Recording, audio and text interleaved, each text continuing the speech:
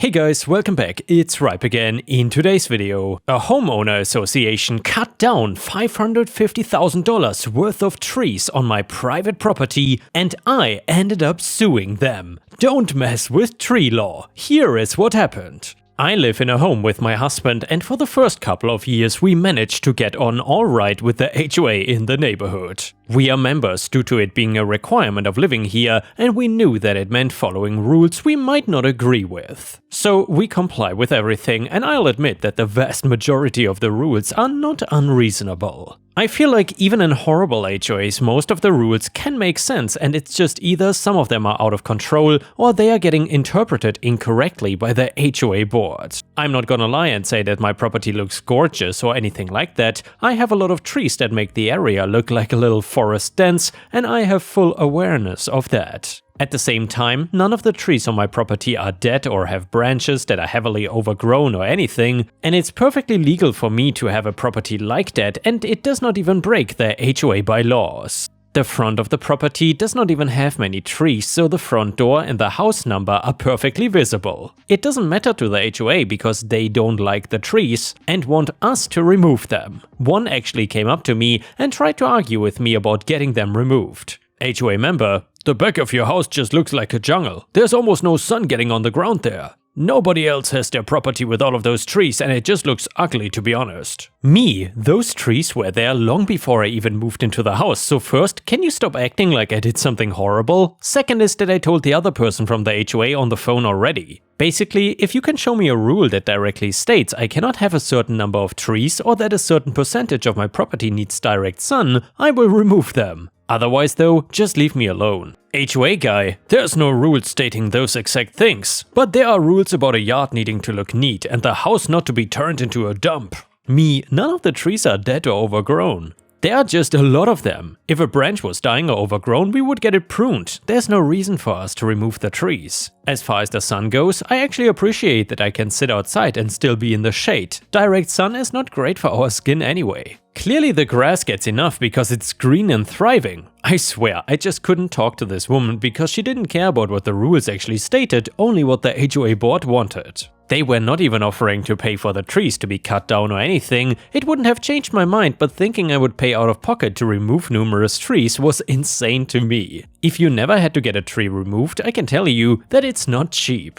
I guess they were sick and tired of me insisting they follow their own rules because they stopped asking me to get rid of the trees. Instead, they waited for a day when I would not be home and had a bunch of the trees removed from my backyard until they deemed it to be okay. That alone made me angry, but what they did next made me want to go and act like one of those crazy women on YouTube that scream and throw things. I did not, but I wanted to. Just to clarify, the HOA did not do this in a single day. I was gone for over a week because I had to visit family in a different state a few hours away. However, they started all of this on the same day I left. They sent me a bill for the tree removal and actually expected me to give them the money after they pulled that crap. I did not know much about the law when it came to the HOA cutting down my trees, but it just did not sound right to me. That was when I saw online all the stories of people that had trees cut down by HOAs, neighbors and others and how they sued the HOA and actually won. That is what gave me the idea to get a lawyer and telling him that the HOA removed a bunch of my trees without my permission and I wanted to sue them for the worth of the trees. We had a guy come and see what kind of trees were on the property and how many were destroyed and they found it was worth about $500,000.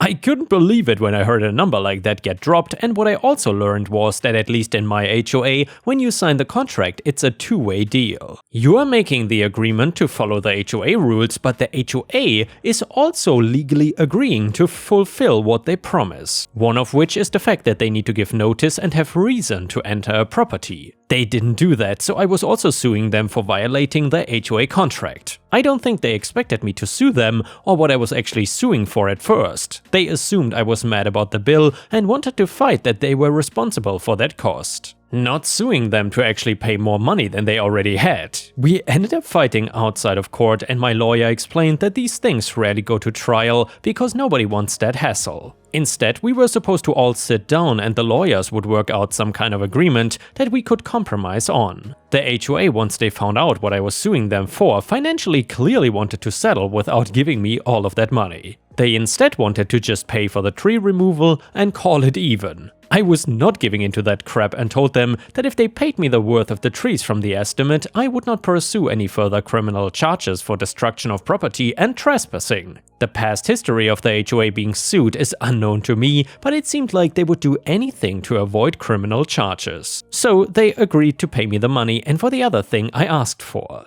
I wanted the contract with them to be void since they did not hold up to their end of the agreement, and basically I wanted out so they couldn't pull any crap like this on me again. They agreed and I was now the only house in the neighborhood not being part of the HOA. What I didn't know is the second part to that deal wouldn't actually stay relevant for very long. $500,000 is a lot of money even for an HOA, so once they had to pay me, they did not really have enough to stay afloat. They filed for bankruptcy and the HOA was now no more for anybody. The last thing I want to say is that I know some of you might be curious about what I did with all of that money. I know the stories I read before that didn't tell always had me wondering. I'm sorry to tell you that it wasn't actually that exciting. I used it to pay off my car payment and a good chunk of my home mortgage. Probably the most adult thing one could do once getting that huge amount of money. And yeah, Ripe Stars, I hope at some point that people understand tree law and that they understand that it's not worth messing with the trees of your neighbors. Anyway, if you enjoyed the story, please don't forget to like the video and maybe even leave a comment because that would help me tremendously. Either way, the next one is titled Don't Mess with Your Neighbors. My wife, 22 female at the time, and I, 26 male at the time, shopped for a home in 2016 before things got too crazy and we found a small place in a working class neighborhood. We were working on getting the property approved for the FHA loan, and in the meantime the seller allowed us to stay there so we could start fixing up the place. It was quite the fixer-upper, but we were young and the prospect of sweat equity was exciting. We were surprised that the house was so inexpensive until we got to know our next-door neighbor. Devin was somewhat famous in the neighborhood for finding reasons to call the city over infractions. For example, he would go out at night and measure the distance tires were from the curb.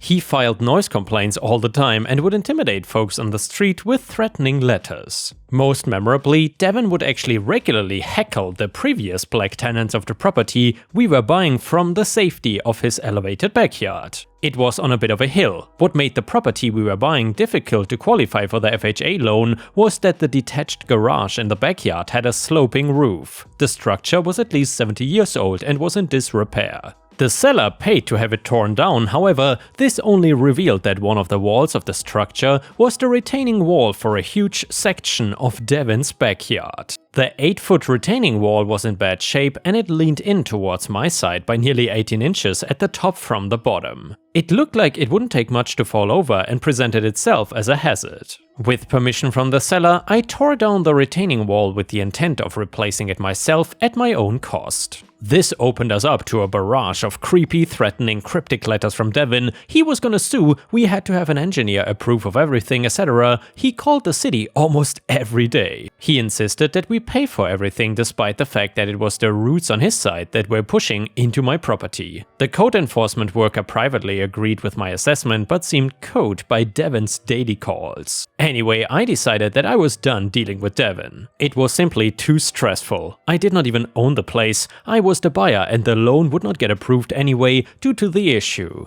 Neither the seller nor Devin were willing to pay for a new wall, and I knew that anything I built wouldn't be good enough for Devin anyway. Before my wife and I gave up and moved out, I hacked a bit at the roots that were the last thing holding Devin's yard in from falling 8 feet down. They were overhanging my side of the property after all, so I would have had to cut them down before building a replacement retaining wall. My guess is that Devin ended up losing about 1/4 of his backyard and his fence over the next couple of months to erosion. And yeah, Ripe Stars, Devin definitely got, or well, in this case, lost what he deserved. Good riddance. Anyway, the next one is titled Don't Take My Deposit, Idiot. I moved to California in 2010 and had lined up a house on a 3-acre property with a nice-sized detached barn. We were on a rent-to-own to allow time to get settled and secure the loan to buy the property. So we had a standard California rental agreement. With the handshake agreement, it would not be needed once we purchased the house. A couple little things to fill in: the female owner was a realtor, so there was a reasonable expectation that she knew what she was doing. The husband though was weird. I cannot explain it past that, but part of the agreement was we actually bought the house that was boarded on the property, and also they had the detached barn full of their old crap with the agreement that it would be removed by the owners once we purchased. So we move in, things are going fairly good. We have several cats at the time but keep the house cleaned up, and we had one cat prone to accidents, but for the most part we kept everything good. Sometime during the winter we have an issue with the septic system. The owner proceeds to let it slip. The septic was not put in legally and was not correct. Okay, they still paid for the repairs. A month or so later, a water line the husband installed to use for watering the horse broke, and again, to find out it was not done correctly, this time I was forced to pay for it. Okay, cool. Once I found out about the septic, I started looking for other houses and found one available, and we were able to get it. At this point, I give the owner about 2 months' notice. We had done some improvements on the property, including a tech shed for all the horse gear. My stepdaughter loved horses and the horse was hers. So almost immediately, the owner's attitude changes and I realize we are in for a long 2 months. We are slowly moving into the new house as we have time. During this time, the owner was randomly showing up without 24-hour notice, CA law, attempting to show the house with zero warning, and the best one, she started inspecting the house before we even moved out. At this point, we were about 75% moved. The new house was on 12.5 acres and we didn't have a pen to put the horse and goats into. One day I get home from work and we have to call a vet out. Owner's daughter, who used to own the horse, decided to give the horse and our 2 goats a year's worth of glucosamine supplements for the horse. We ended up with a several $100 vet bill, so we sped things up and ended up clearing a few weeks early. Because of this, there were a few odds and ends left behind, including a wooden run-to for the goats. I spent about $500 on cleaning alone to make sure we got our deposit back. I even brought in a professional cleaning service to finish the house up. I spent many times moving from base housing while military, this is common, so we complete the final walkthrough with the owner and she seems happy. She says she will figure everything out and send me a check. Okay, cool. About 4 weeks after the original move-out date, I get a large manila envelope in the mail from the owner. Strange, but okay, cool. I open it and she is trying to charge me in the neighborhood of $2,500 on top of the $2,000 deposit she is keeping. Okay lady, let's see what you got. In the envelope is about 10 small mailer envelopes and about 300-ish pictures of various things on the property and in the house. Along that, a 6-page letter outlining what I owe her for. So I start reading, couple hundred for trash removal, including a list of items removed and the receipt for removal, several hundreds for paint. During the walkthrough I offered to paint the rooms we had painted. One was an obnoxious cotton candy pink and the owner said no, it was fine. There's also a charge for close to $3,000 for brand new carpeting and high-end padding from Lowe's, as well as the receipt and also an itemized charge for labor. I believe there were a few other items, but I don't have the paperwork in front of me. Now, my first reaction was pure rage. I was seeing red. I wrote the nastiest letter to her 3 different times and took a step back. She had threatened to take me to court. Cue the malicious compliance. I pulled up California rental laws, and at the time, there was a great website that explained what an owner could legally charge you for. So I sat down and I believe the entire letter I responded to her with was around 15 pages long. The highlights: I was not responsible for the painting or labor associated with it, as I provided the final inspection that didn't note any issues with paint color. I was also not responsible for the trash removal, as she listed one item that was ours, the plywood run-to in the field, and the items actually listed were all her personal items removed from the detached barn, and it was not my responsibility. I was not responsible for paying the emergency plumbing repair mentioned earlier, and I provided the bill and the fact it was an emergency as it was flooding over half the property, and also making entrance to the property impossible. The best one was the last one, the carpets, so in her letter she mentioned a horrible smell of cat urine, which she proceeds to explain occurred during the illegal inspections. She also provided documentation on the cost of materials, including all her purchases. The best part, they were all dated prior to our final walkthrough. No matter the result, she was replacing that carpet. So California law is very specific on what the owner can charge for carpets. but then changed her mind a few days later. So I explained to the letter that I was responsible for roughly 1/3 of the cost of replacement, as she graciously showed me the 10-year-old carpet was good for 30 years. So due to the fact that it was normal wear and tear, I agreed to cover that portion. It was only a couple hundreds. Now, in her letter, she threatened legal action as well. So I put everything together, including a final breakdown of what was owed to her,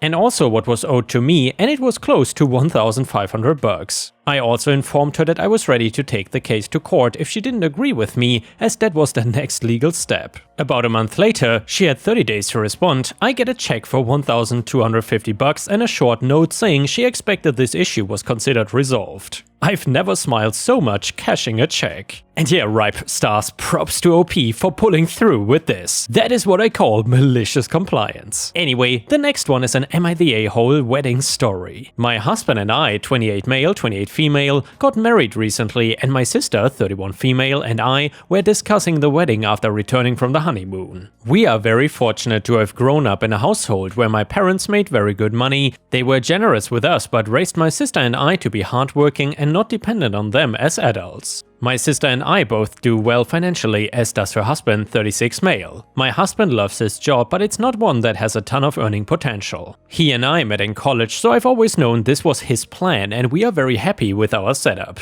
During my discussion with my sister, she asked me if my husband and I were planning to use the wedding gift money from my parents to do a particular renovation for which we've been saving, but I was very confused because the gift, while extremely generous and appreciated, was not nearly enough to cover that. She told me how much she had been gifted, and it was more than twice what we had been given. After that, I couldn't stop thinking about why I had gotten less, so my sister encouraged me to ask, and during a call with my mom, I could not stop myself from asking. Her response was that it wasn't my business, but since I did ask, my sister has chosen a partner that can accommodate the lifestyle she's used to, so they've gifted her accordingly. They also gifted me according to the lifestyle that I have chosen. We are not entitled to gifts of any size in life, but I still cannot help feeling hurt that my parents feel that my husband and I are less deserving than my sister and her husband based on income.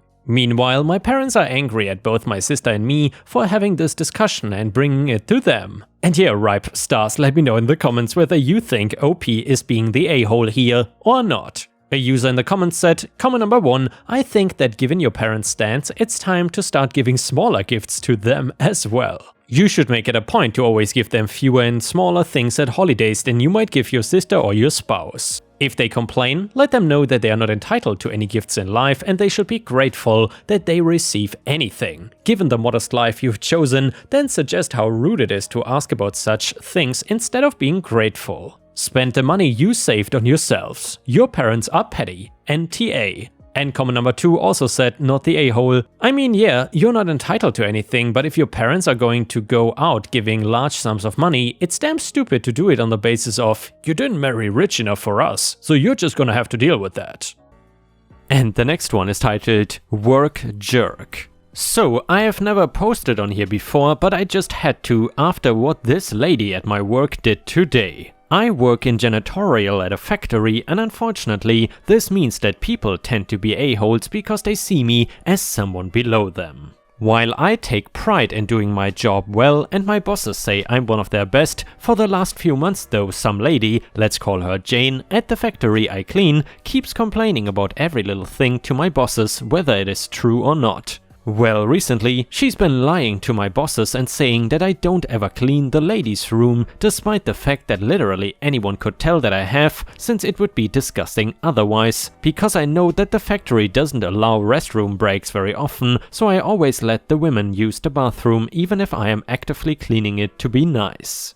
I mean, who wants to hold their pee for several hours? Well, because Jane complained enough, a new rule was put in place that means I now cannot let anyone into the bathroom as I clean it until I have finished. Jane is notorious for overusing her time in the bathroom to skip out on work, so needless to say, there have been a few times that she has started leaving her area to use the bathroom. Given how thoughtful Jane has been about making sure that I do my job properly, I have taken to making sure to always be cleaning the ladies' room in break room whenever she needs it. The first time was the best, so let me share that with you. I came out of the bathroom that I am cleaning to grab some more of my supplies, only to find Jane there waiting. Jane is frowning like usual and saying, "Hey, could I use the bathroom? I really have to go, and the other bathroom is under maintenance right now." I put on my best fake apologetic smile and shake my head. "I'm sorry, but I cannot let anyone into the bathroom until I'm fully finished cleaning it. I would say you could wait, but I wouldn't want you to get into trouble for standing around doing nothing." Jane scowled at me. "It won't take long. Can't you just move the sign for now?" Once again, I shake my head as I gather up the supplies I need. No can do. I have a schedule to stick to and I cannot go against company rules. I would not want anyone to think that I'm not doing my job correctly after all. Jane was getting annoyed at this point, but I could not care less. I pushed open the bathroom door and gave her one more, oh so apologetic smile before heading in. "I will try and hurry, so you can use it soon, but there's only so much I can do. Sorry, Jane." Then I went into the bathroom and took the longest time I could to clean it.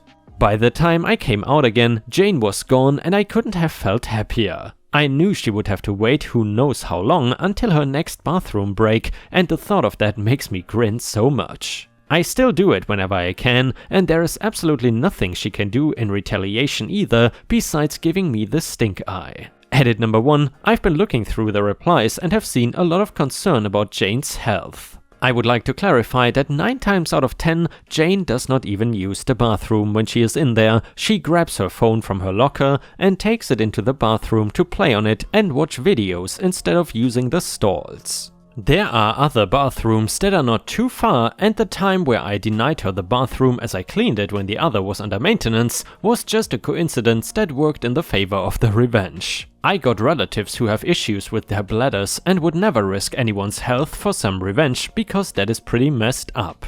I didn't want to leave anyone worrying about anyone's health, so I decided to add this edit in. I only took longer that one time with the cleaning because I didn't want anyone else in the factory to be punished for how Jane has been to me. I used to look the other way when people like Jane would go to the bathroom just to play on their phone instead of working, but I decided to stop turning a blind eye and prevent her from doing so. The way I see it, other people shouldn't have to pick up the slack because Jane wants to play a phone game instead of doing her job. Sorry for not being clear enough in the original post and for making people concerned for other people's health.